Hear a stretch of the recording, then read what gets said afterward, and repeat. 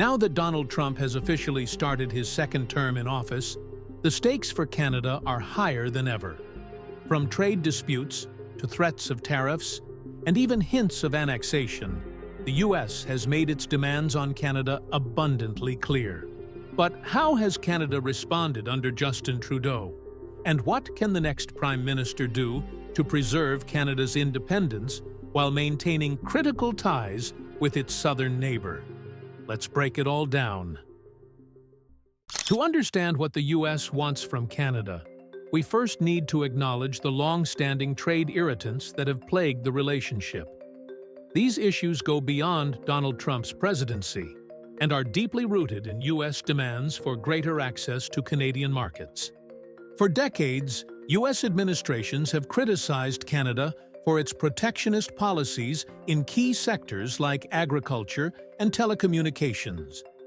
American farmers have been vocal about their inability to sell products like butter, chicken, eggs, and milk in the Canadian market due to supply management systems. Similarly, U.S. telecom companies have struggled to break into the Canadian market, which remains largely insulated. Beyond trade, the U.S. has increasingly pushed Canada to address issues related to national security. This includes curbing fentanyl exports, combating money laundering, and cracking down on transnational crime networks. As fentanyl continues to devastate communities across the U.S., the role of Canadian ports and trafficking routes has come under scrutiny. Another area of interest for the U.S. is Canada's strategic position in the Arctic. As climate change opens new shipping routes and resource opportunities, the U.S. is keen to counter the growing influence of Russia and China in the region. Trump's previous interest in purchasing Greenland underscores the strategic importance of the Arctic to American policymakers. Trump's administration has been vocal about securing U.S. borders, and Canada is no exception. The Remain in Mexico policy highlighted Trump's demand for tighter immigration controls. He has also expressed frustration over Canada's perceived leniency in allowing asylum seekers and undocumented immigrants to enter the U.S. Donald Trump's approach to foreign policy is as transactional as it gets. For Canada, this has meant a mix of tariffs, threats, and even veiled suggestions of annexation. Trump has not hesitated to weaponize tariffs as a tool to pressure Canada. From aluminum and steel to potential auto tariffs, the U.S. has repeatedly targeted key Canadian industries.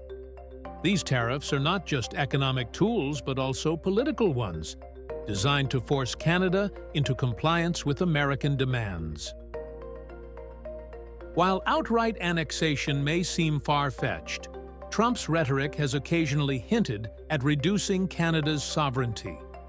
His America First ideology prioritizes U.S. dominance in North America, and some of his comments suggest a willingness to challenge Canada's independence if it refuses to align with American interests.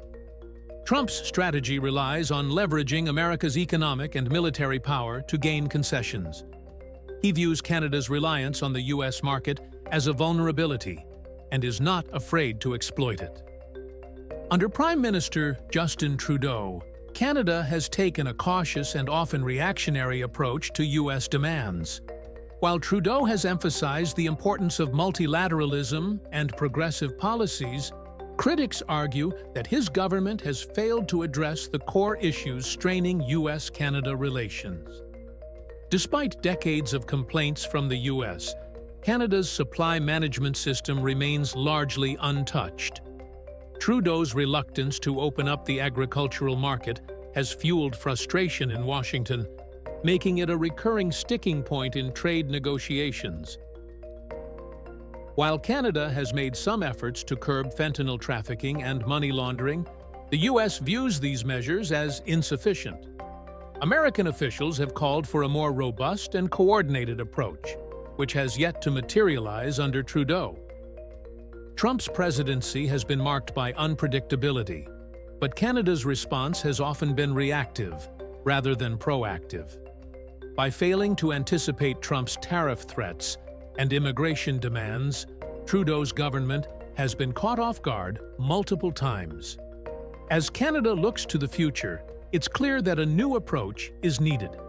With Trump now firmly in his second term, the Canadian government must adopt a more strategic and assertive stance to navigate its relationship with the U.S.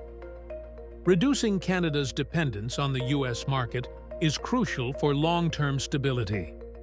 By expanding trade partnerships with Europe, Asia, and Latin America, Canada can mitigate the impact of U.S. tariffs and other economic pressures.